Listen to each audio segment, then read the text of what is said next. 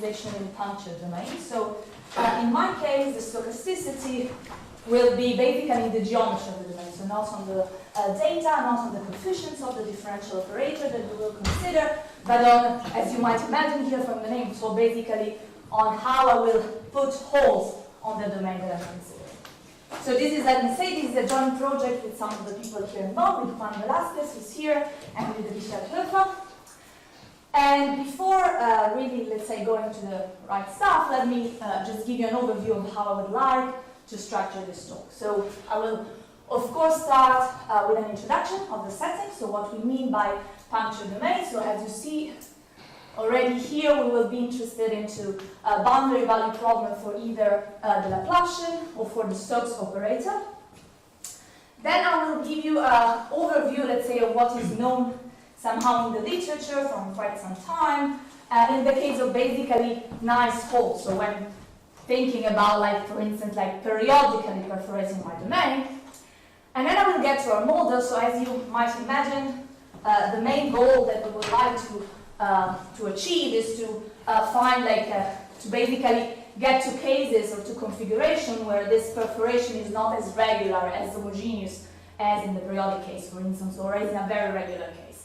So I will then, like, present the results, and then hopefully I will have quite some time to switch to the Blackboard and give you some ideas of the proof. So let me anticipate in some sense that the proof will mix in some sense some analytic techniques in homogenization and some probability ideas, especially from continuous percolation. So I would like to basically give you a flavor of this interplay between these two techniques. Okay, so let me start. Okay, so as I said, basically the operators we're interested are either the Laplacian or the Stokes operator. So there's two here, and we want to study the. Oh, that's strange that I don't see the. Do you see the blue part? No, right? Okay. Well, there should be a blue part. Here, there is a blue part. So there should be, like, basically like an ellipse around this pole.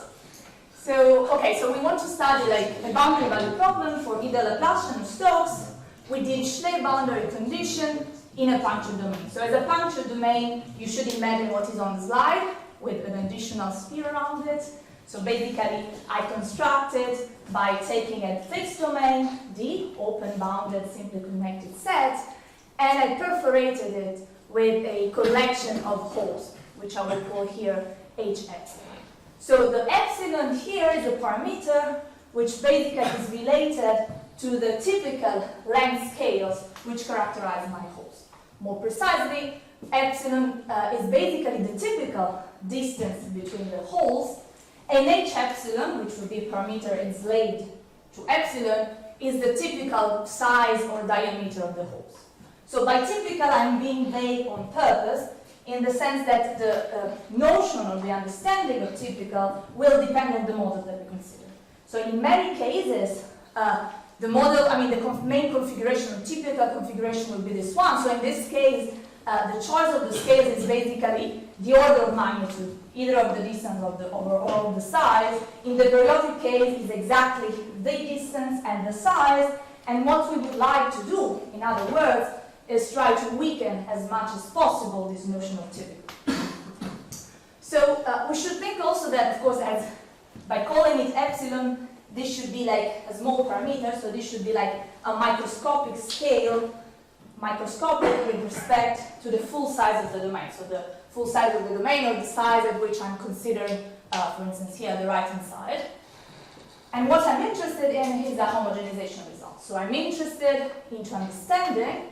So if, let's say, this is my problem, here this is, for instance, the Laplacian or like Stokes operator with the incompressibility condition, I want to understand what is the behavior of these solutions in the limit of many small holes, so when epsilon goes to 0.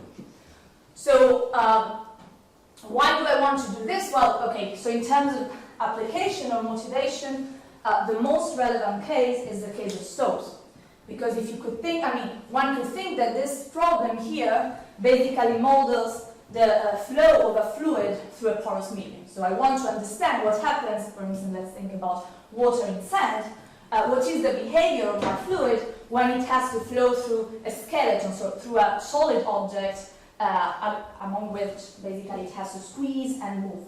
So in the equation, basically I'm modeling the motion of the fluid via Stokes equation and the skeleton of the porous media via my holes H epsilon here. So of course, as you might imagine, the main challenge is the fact that the domain has a very complicated geometry. So it's non-simply connected, it has many holes which are very close, so might create bottlenecks or even casts if they overlap, and therefore getting some good understanding of pointwise behavior of this solution in every point of the system, it might be very hard.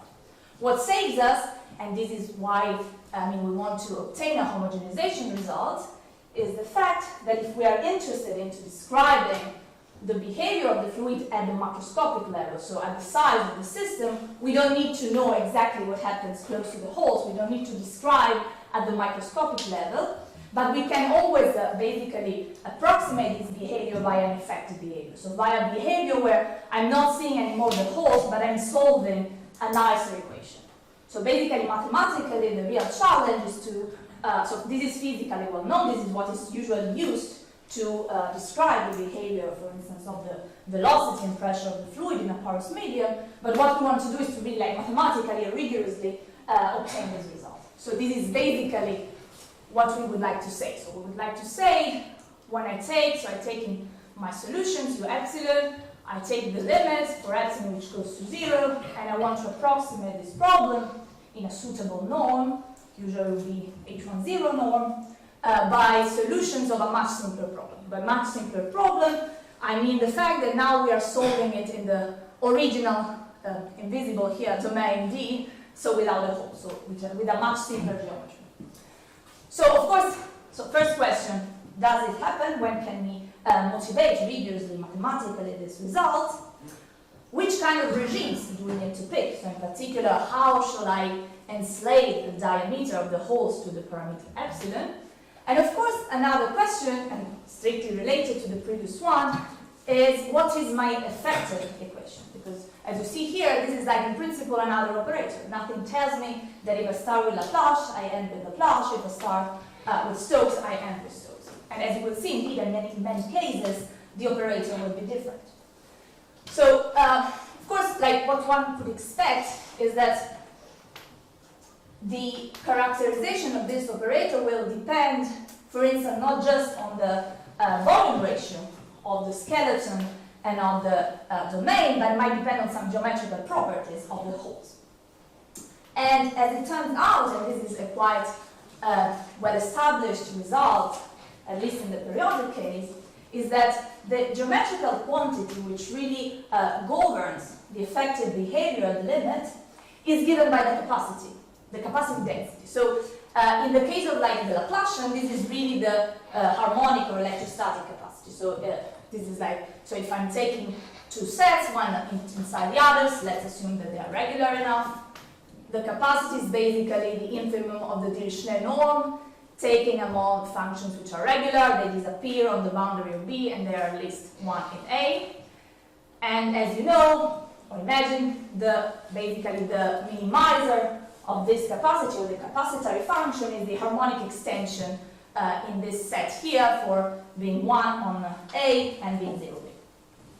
So whenever basically I manage to give a notion of density of capacity, so in this sense, so I take any macroscopic set on my domain and I define the limit of this capacity here. So if I manage to define this limit in general might be a measure, then I basically can obtain a homogenization result. So the homogenized operator will be something of this form. So as you see here, I still have the Laplacian, but I get an additional zero-order term, which is exactly this density of capacity. So in some sense, the presence of the hole, which disappears in the limit, it's still encoded in some sense, and in particular in this notion of density of capacity. So the same can be done in the case of Stokes. So here, this will be now, this additional term is not anymore a scalar thing, but this is a matrix in general. And it is related to a notion of capacity. So you choose always Dirichlet boundary conditions? Yes, in this form, yes. It would be different, yes. So in this case, so far I will go to more details later, but let's think so far that this is a sort of capacity, like in the scalar case, but it's a Victorian analog because I'm working with the vector fields here, and since I'm working with divergence-free vector fields, there is an additional constraint in the minimization, which is being divergence-free. So let me also say that in this talk I will basically talk about the cases where I can give a meaning to this limit and this limit is finite. One could also work in a different regime basically, so when these two objects are infinite, and in this case I can rescale the equation, get a different limit, and this is the case of Darcy's law, for instance, so the case where, especially in the case of Stokes, the velocity and the gradient of the pressure are related by a linear relationship. Okay, so as you see here, these are some of the papers in these problems. There are like settings, the settings which are covered are not just the periodic case, there are many also cases of random domains, so where the holes are generated according to a certain probability measure. But the main common feature is the fact that either deterministically or almost surely, the holes are always well separated. So in some sense, the notion of typical of the previous slide is really like in terms of minimal distance and maximal size. So I can never have, for instance, clusters of holes while still I preserve the capacity. So what we would like to do is to investigate whether we can remove these hypotheses. So in some sense, what is expected is that it's really just the capacity which governs the limit, and that probably there might be models where I can allow for clusters, but by allowing clusters I can still preserve the density of the capacity, but I don't have to impose, for instance, that the holes are very separate. So basically this is what we would like to do. Are there any questions? So I was just lost with the notation. The H epsilon is the domain, right? The perforated domain, or no? H epsilons are the holes. So the yeah. So yes, so what I was calling the epsilon was this. But what you assume here, A epsilon being smaller than epsilon? Yes. Very smaller. So it means so this A epsilon was the diameter of, let's say, H epsilon is usually to be considered a union of small sets. But if you have a sand, that's not for sand. Yeah. That's not quite the right assumption. Well, yeah, this is true because you're not. But usually you are expecting, right? If you have like a porous medium, you're expecting the fluid to flow through the holes, right? Through the skeleton. Between the sand. So in some sense, the other assumption is the opposite. So in some sense, right? You don't want. What I'm meaning is just that you don't want to cover the set by holes which basically divide the domain into different portions, right? So in some sense, you don't want that if I'm taking holes which are too big with respect to the typical distance, I would basically create chains inside my domain, and then I will stop the flow of the fluid, right? So you're expecting the fluid to flow through your porous medium in some sense. So the typical size of the holes cannot be cannot be bigger than the distance, the typical distance between them. Otherwise, I will block the flow. It's more than something else rather than sand. Yeah, okay, that's yeah. Sun is n equal to infinity. The sun is a case of n equal to infinity. Yes, it's true. Yeah, so this is true. So in the case, so the regime, the next slide, what I will show will be the fact. So will be the case in which this quantities here are finite. If you're interested in a bit more in your question, so in the case of the sand is the case where you're basically expecting this, so the size to be the same distance, the same order of magnitude. In this case, I will show in the next slide, you will get an infinite density of capacity. So you will not be able to get this solution, this kind of equation. You will need to rescale your solutions. And if you think about it, if you get there in infinity, and if you rescale, basically the Laplacian will disappear, or the Stokes operator will disappear. So in the limit, you will find something like, for the case of Stokes, which is the most relevant, something like this. So you don't see the Stokes operator anymore, you have this is Darcy's law. So this is the... Okay, so, right, so in some sense, yeah, let's say if I remove this, this is like, I need it not to create chains. I will be interested in the case where this is much smaller, or at least in some sense, I don't have something like this. So I don't have like, sorry, the domains in which like most of the cases are, is the case where this is much smaller, or at least I have like a minimal distance conditions on the hole. So the holes cannot overlap. So basically, I'm not making the periodic case where I really have a cell problem, but I'm still able to divide the holes, one from the other, and always consider them separately. But this doesn't, I mean, nothing tells me that I can have situations where I'm still preserving the density of capacity, but I have some clusters. So this is what basically we want to understand. So are there some settings we want to basically find a model and prove that there are models where you can preserve the density of capacity at the limit, but you don't have to impose that the holes are separated. And this would be... Arianna, so in order to get a finite but non-zero mu, Yeah. is there a specific relation between axon and axon, or Yes. this sort of Yes, yes, I will tell you in the next slide. Yeah, definitely. So, right, yes. So, indeed.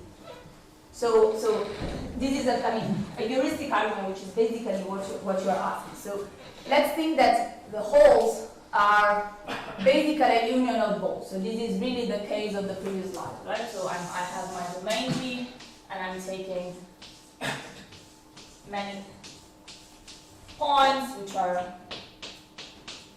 for instance, here is the periodic, so the points are centered on the lattice, rescaled at size epsilon, and I'm taking a certain radius A epsilon. And then I'm asking you, what is the regime? So how shall I choose A epsilon in order to have a finite density of capacity? So I pick, I fix like a set here, and I want to understand what happens of this capacity. So the upper bound is easy, because now I'm basically this set here are holes which fall into a certain domain. So this is again a union of holes. I use the subadditivity, so the capacity of the union is smaller or equal than the sum of the capacities. If I pick, in particular, the case of A epsilon being much smaller than epsilon, this is also more or less an equality, because you can expect that basically the balls, with respect to each other, are becoming more and more distant, and therefore the capacity is decorrelating in some sense. So it's really like the sum of the capacities. So what is this? So here I'm taking a sum over points of the lattice which rescaled fall into A, and the capacity of a ball. Now the capacity of a ball in R3 is proportional to the radius. So you see it here, so it's 4 pi the radius. And how many points do I have here? This is exactly the volume, so epsilon to the minus 3. So now you see here that in order to have a limit and a non-trivial limit, so non-zero, I need to pick A epsilon of the same order of epsilon to the third. This is the calculation in dimension equal to 3. So this motivates why in the simplest, let's say, periodic setting, the right scaling is the following. So I'm scaling by epsilon, and I'm interested in this being basically epsilon to the third, some constant. So in this nice periodic case, the first results basically are the following ones. So in the case of Poisson, this is due to Cioranescu and Murat. And what they show is basically what we were saying in the first slide. So I take solution to my Poisson equation, I pass to the limit, and in the weak H10 norm in D, the solutions converge to this equation here, and you see here that this is like in the case of the spheres, this is really like an explicit formula. So this term here is really the capacity of the single ball. The same could be done in the case of Stokes. This is due to L, and basically this is the same thing that, this is like the analogous result, so I get convergence in H10 for the velocities, the best that I can hope for, so weak L2 up to constants for the pressures, and I get this equation here, which is also called Brinkmann equation in some cases. So, and here, as you see here, so this is like similar, so first is a matrix. It's a isotropic because I'm considering spheres. The quantity here is very similar to this one, but this a different notion of capacity, as I was telling you before. And the capacitary function is basically this one. So if you remember what was the capacitary function for the Laplacian, this was the harmonic function in the analog, or in B minus A. In this case, the B was the full R3. And it's divergence ring, so this is an additional constraint that we have. And of course, it cannot be one, it's a vector field, so it is like any canonical vector field. So in principle, I have D functions like this. In the case of the sphere, any direction is the same, so it's just one. Okay, so this is what is known basically for the periodic case.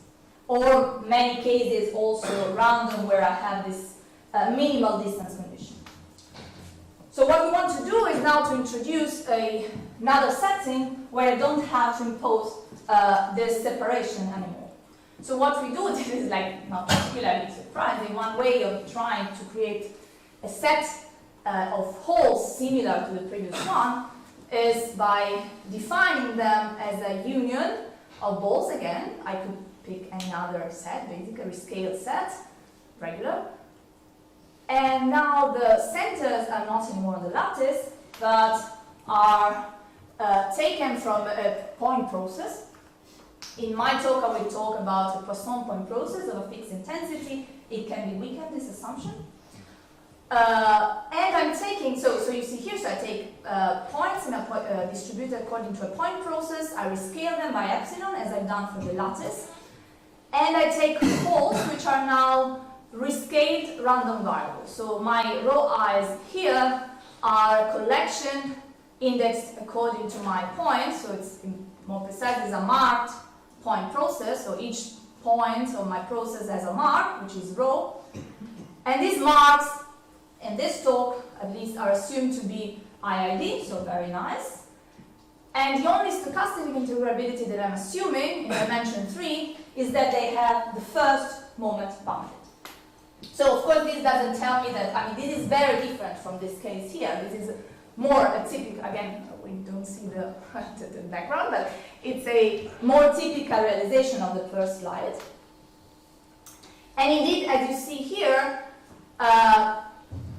it's very easy to show by basically using the strong law of the large numbers that in this model, for almost every realization, the capacity is still preserved. So we still have a finite limit of density of capacity. So why is that? Basically, this is very similar to the calculation of before. So by taking the capacity of the hole, in this case inside D, this is basically the sum of the capacity of the single balls. But now if you see here, this is nothing else than the average sum of my independent random variables. And by strong law of large numbers, provided this is finite, I have a finite limit almost surely. So I don't have to think about how they are separated, I don't have to think about the geometry, I just know by simple subadditivity that this is finite, and strong law of large numbers. The question about your picture up there, is that really a typical realization for epsilon very small? I mean, they shouldn't really see each other, no? If your balls really...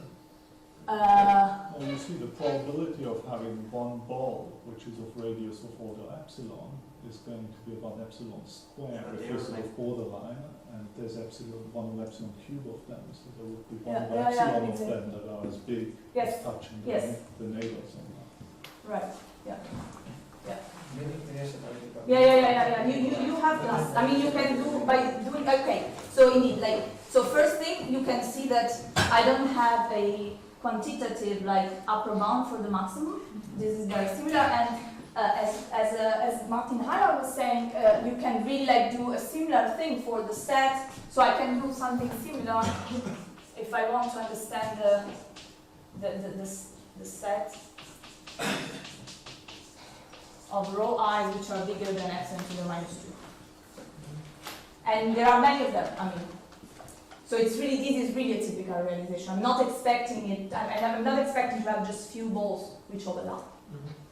And as you see here, it's really, and this, I'm stressing it because it will be slightly different in the case of Stokes, and I will tell you later, you don't have any kind of quantitative information on the maximum of the radii that you have. Okay, so this is basically the setting we are interested in. And what we show is that, I mean, actually, we don't get any surprising result in the sense that basically the same thing that was happening in the periodic case holds also in this case here. So for almost every realization of the centers, again, in the case of Poisson, the solutions converge weakly to this one. So you see here, this is exactly the average version of what we had before. This is the average radius, and this is the average number of points that I have in the unit square, for instance. And the same can be said in the case of Stokes, provided I have a slightly stronger assumption. And this stronger assumption is this one. So provided I don't have just the first moment, but slightly more, and I will try to tell you why at Blackboard later, I can again prove the result of a layer, more or less, in the sense that I can prove it for the velocities. For the pressure, we have a similar result, but excluding, let's say, so since this really doesn't give a lot of control on the geometries, and if you think about like getting the bounds and the pressure, like Velàzquez lemmas, I mean, you really need to know a bit the geometry. So if you don't want to know much of the geometry, you might have to remove a bit of the holes. So to basically say that my pressure, I take the pressure, I modify it in some of the holes, and then I get the convergence, but the modification is very small in the sense that the part where I'm modifying it has a capacity which tends to 0 for epsilon 10. Okay, so how much time do I have? 25 minutes. Oh, perfect. Okay, then I will switch to the Blackboard and try to give you some ideas about this result.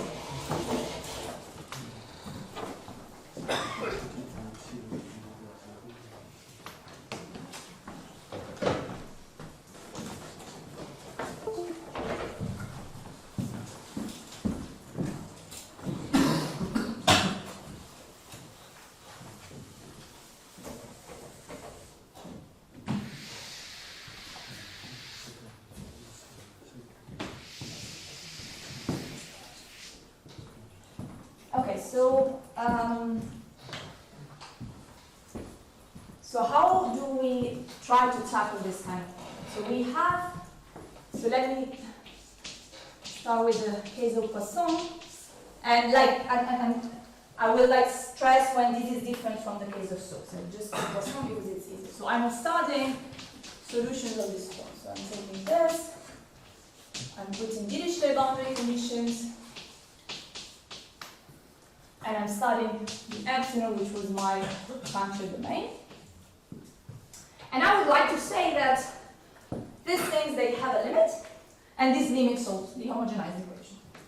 So the first step, which in other problems is quite hard, in this case it's very easy, because I immediately have a compactness argument, which tells me that I have a limit. Because I can always test the equation with u epsilon itself. I get the energy estimate.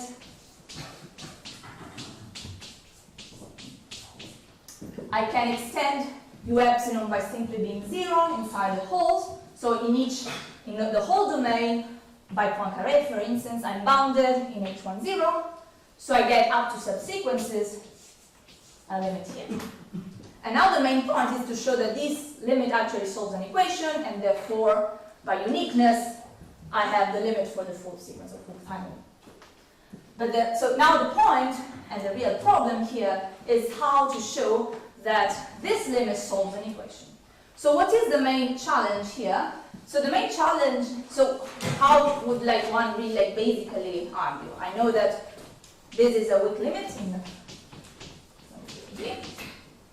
so I want to use the equation for this, and I want to use weak convergence.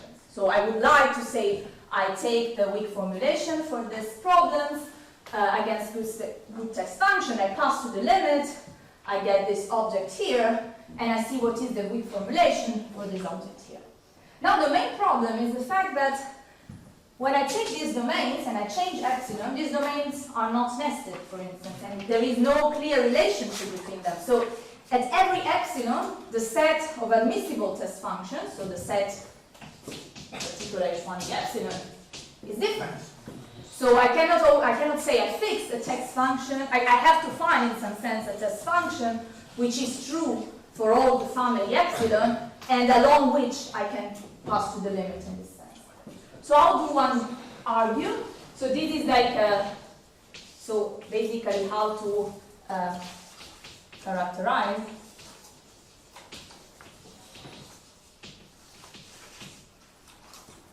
So one uses one way of doing it is the so-called oscillating test function method. And this is due to tau.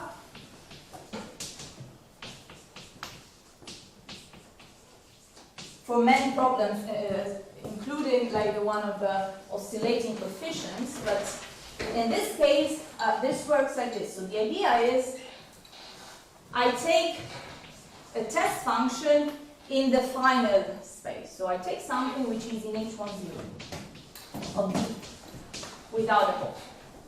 And now this is a very simple idea. I want to modify it in a way that it is like also, so I want to construct a phi epsilon which is in h10 the epsilon for every epsilon. So how do I do it?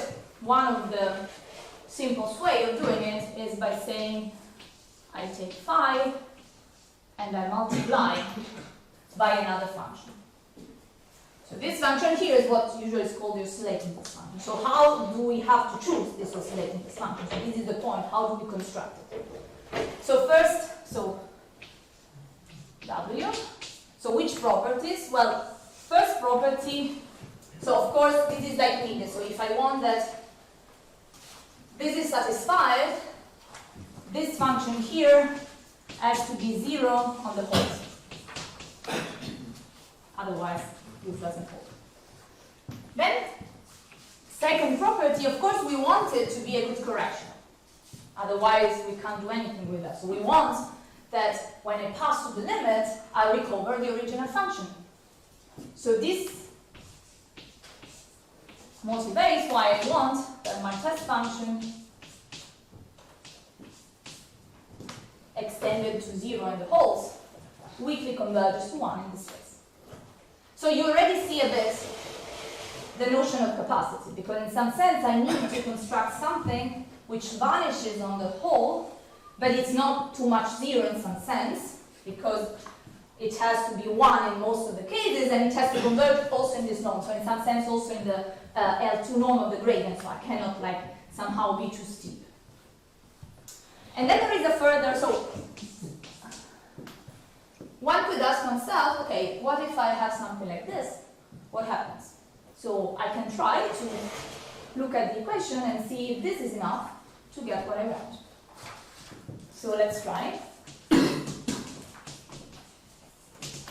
Assuming that I have those two properties, I test the equation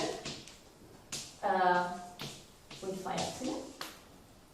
So what do I get? So I get on one hand this. On the other hand, I get phi epsilon to epsilon. So this is just this. So Leibniz rule tells me that this is this.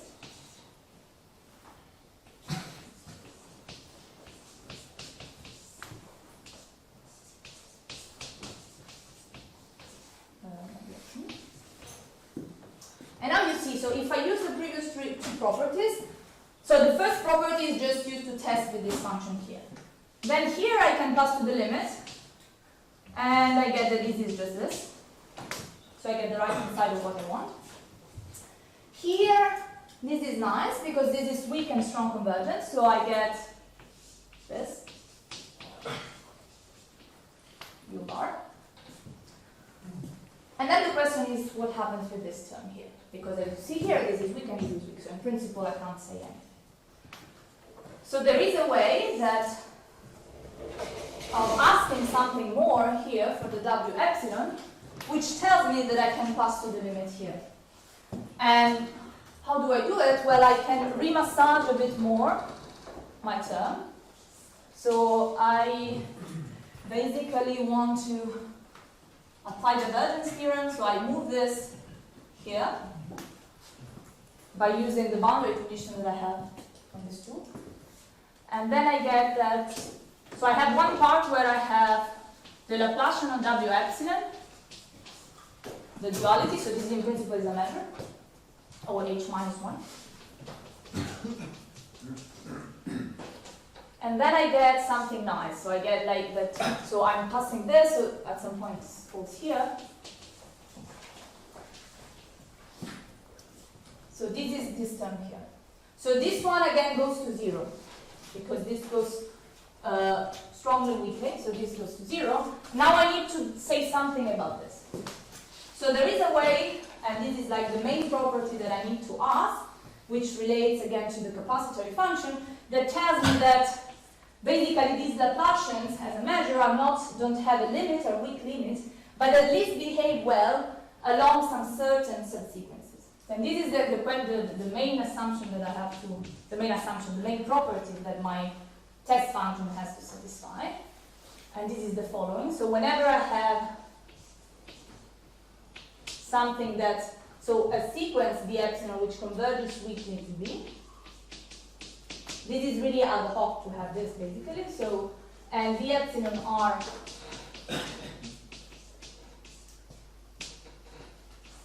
I can pass to the limit. So I can say that this converges to, in principle, something of this form.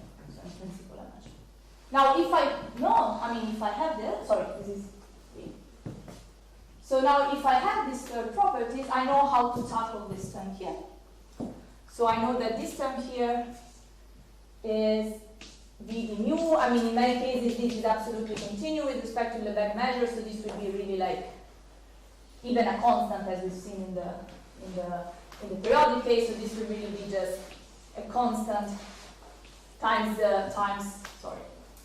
I would apply to, as you see here, I'm applying to this. So this would be U bar phi.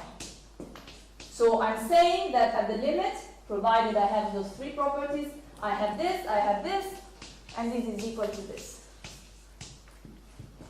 So this is weak formulation for my effective equation. So now how to construct these functions here. So in the periodic case, this is really a property which is satisfied by the capacitory function. As if you remember, the capacitory function in the periodic case, they correlate in some sense. So if I construct the capacitory function on the cells and then I attach them, then basically that's what does the job. So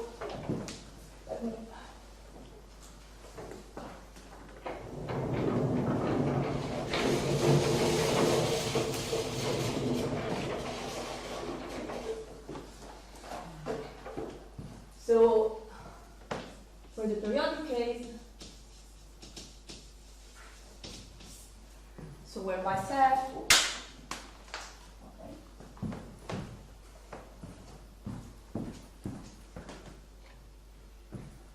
So in the periodic case, my set is like this. I basically just attach, so this is my periodic cell, this is the hole, and then I can basically construct the capacitory function here and then attach it.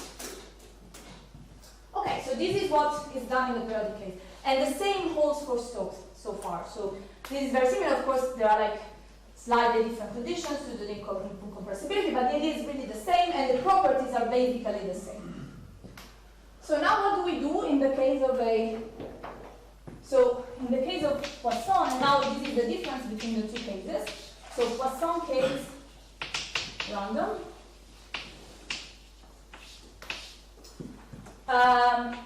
Let me assume that instead of taking the point process that I was calling phi, I'm really just taking points which are on the lattice.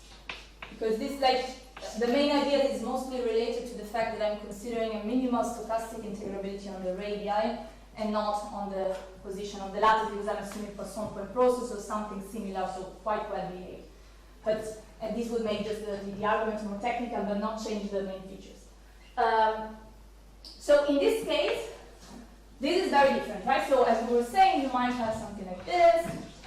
You have like some poles here, then here. So this is like a realization. And of course, I cannot do anymore the same argument that I had before, because I cannot like construct immediately, piece by piece, the capacitary function.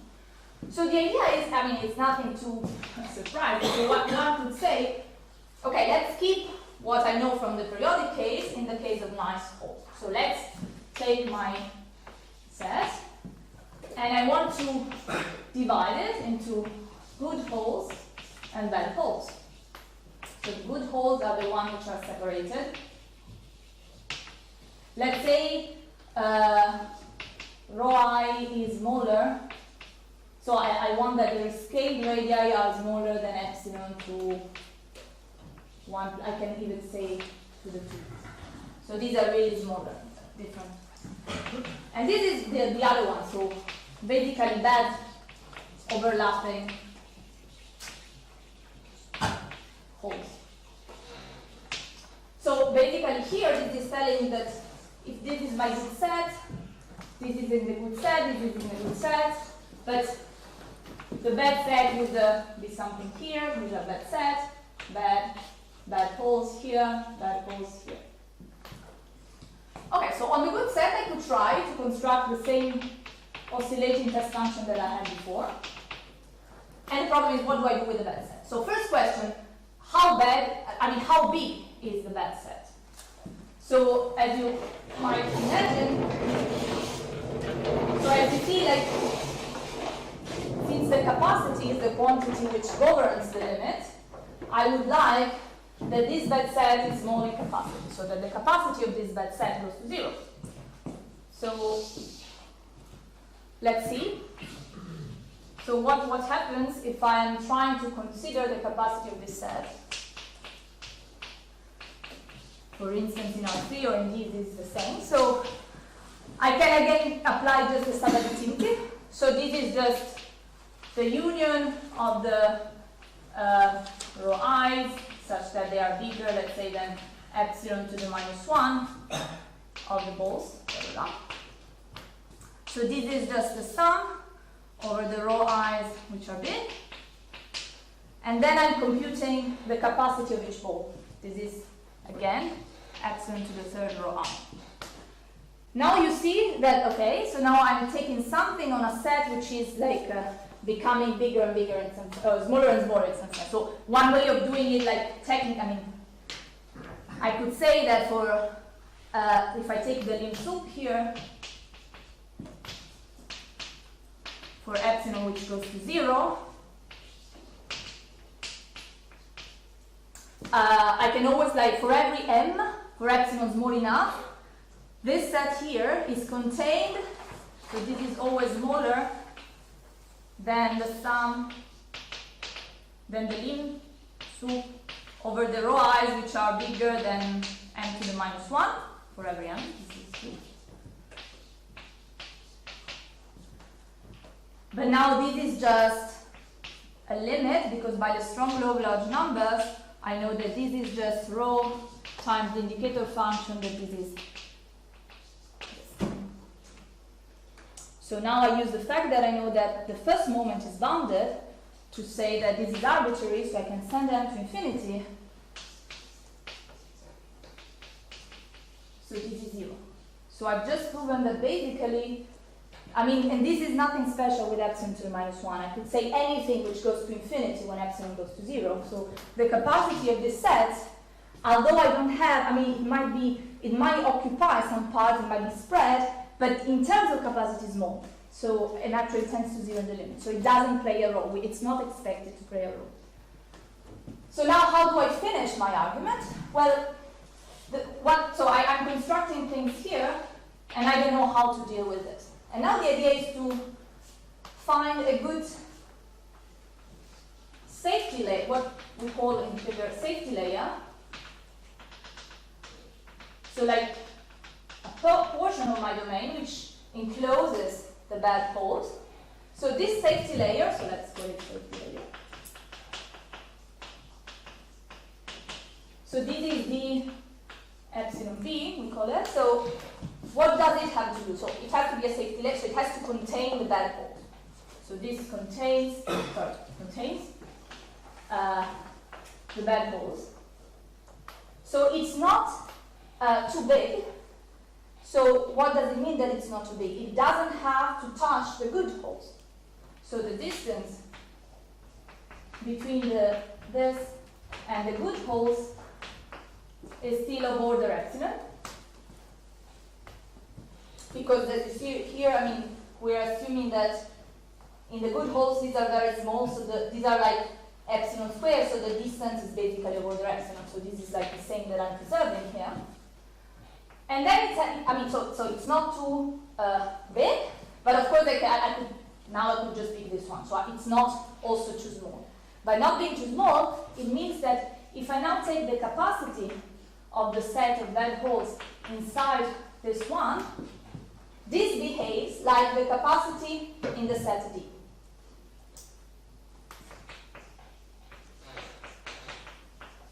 So this goes to 0.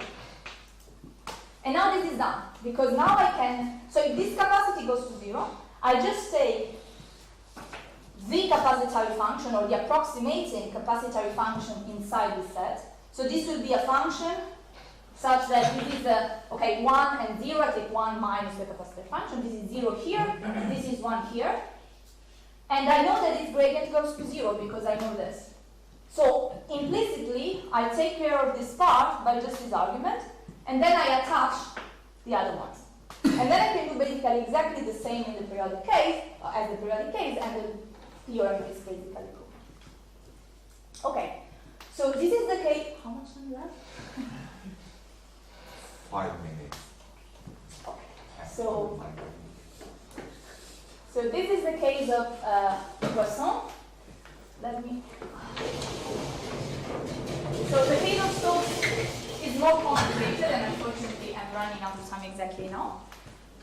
And I would like to just, let's say, give you a brief idea of why we need to assume, or we think that we need to assume, a slightly higher integrability on the radian. So let me erase.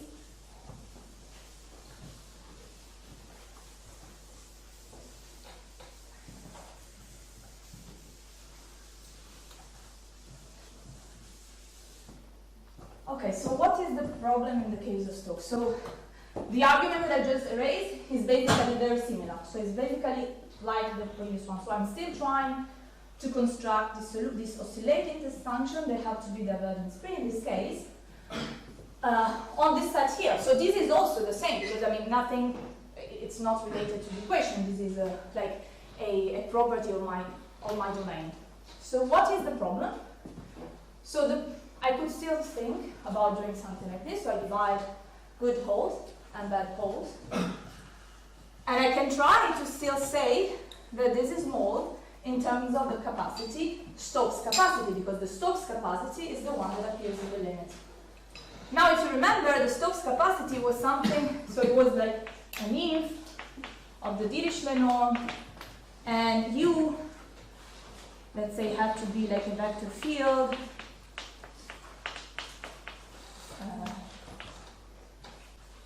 Let's say 0 in D, so this is like in D the capacity, and bigger, let's say equal to EI in the domain. Okay, sorry, this is capacity of A in D.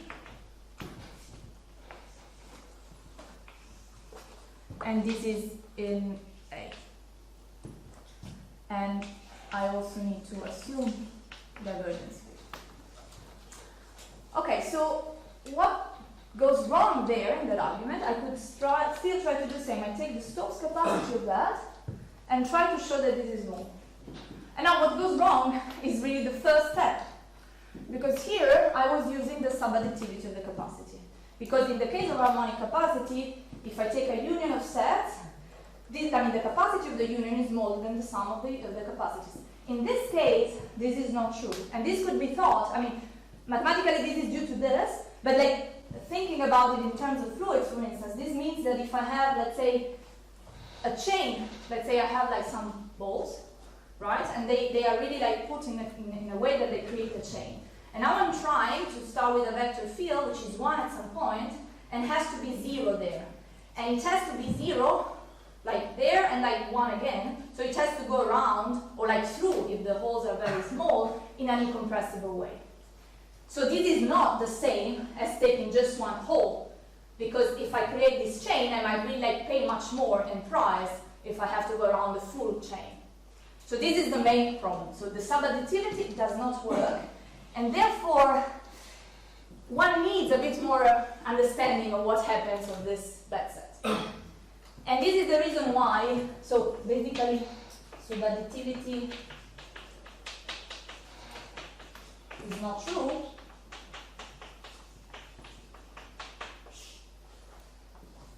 And one way, at least the way that we found to be able to say a bit more about it, is by assuming that I have basically like any moment higher than 1, yeah, for a certain delta, which might be as small as I want, as long as it's positive, because this, for instance, tells me, let's go back to this right now, that the maximum of this radii is smaller than a certain alpha delta, which depends on this moment here. So I'm quantifying a bit more somehow how small even the maximum radius is. And okay, of course, like now I cannot like, but like just to give you like some keywords, like basically this allows to use some sort of Brinkmann-type argument and control a bit the size of the chain. So the chains are the ones which make us pay a lot in terms of Stokes capacity. So what we would like to say is that I cannot find a chain of holes which are comparable and which is too long. This doesn't tell me that I don't have something which is more. I don't have an upper bound on how many holes overlap, but if I fix an order of magnitude, there I cannot find, I have like, this delta here gives me really a fixed maximum number of such holes.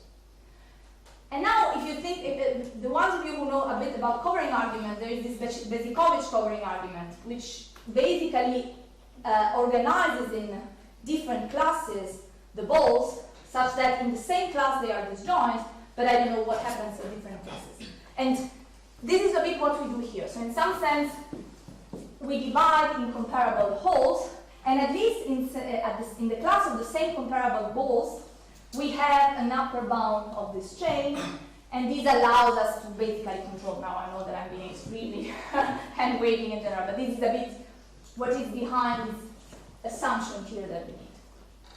Okay, so with this I think I'm concluding.